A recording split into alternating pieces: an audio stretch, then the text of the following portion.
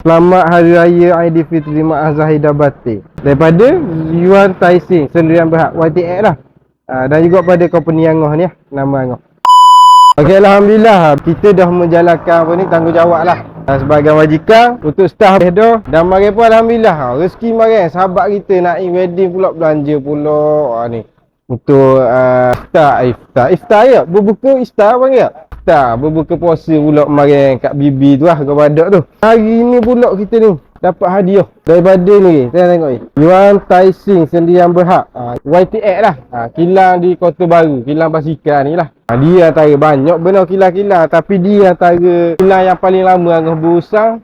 Dia Angoh berterima kasih untuk kilang YTX kerana menghargai. Angoh pun tak tahu hadiah apa dah lain. Kita dah tengok ni, sebab dia tulis sini ngepisah jangan kerak, jadi kita tengah guting pula pakai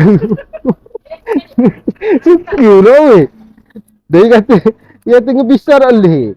Kita nak tengok kat benda dah lain ni. Alhamdulillah lah, ni memang YTX ni setiap tahun bagi Angoh. Angoh nak malu untuk hari raya, untuk promosi basikal tu, insyaAllah untuk kilang YTX pun akan sampai lagi dalam minggu ni kot sampai dalam 1 lori lagi insyaAllah. Jadi nak tengok benda ni tadi dia benda lah weh, subscribe Allahu Rabbi ya Allah. Alhamdulillah, susah-susah je.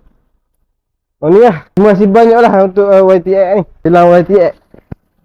Tak tahu dapat apa hadiah, tak kira lah hadiah yang besar kecil bagi Angoh lah. Itu adalah salah satu tanda menghargai lah. Jadi Angoh ucap ribuan terima kasih deh. InsyaAllah macam Angoh ya untuk promosi hari raya kita akan ada, dan untuk kilang YTX pun 1 lagi akan sampai insyaAllah minggu ni kot. Terima kasih banyak. Rambuh kali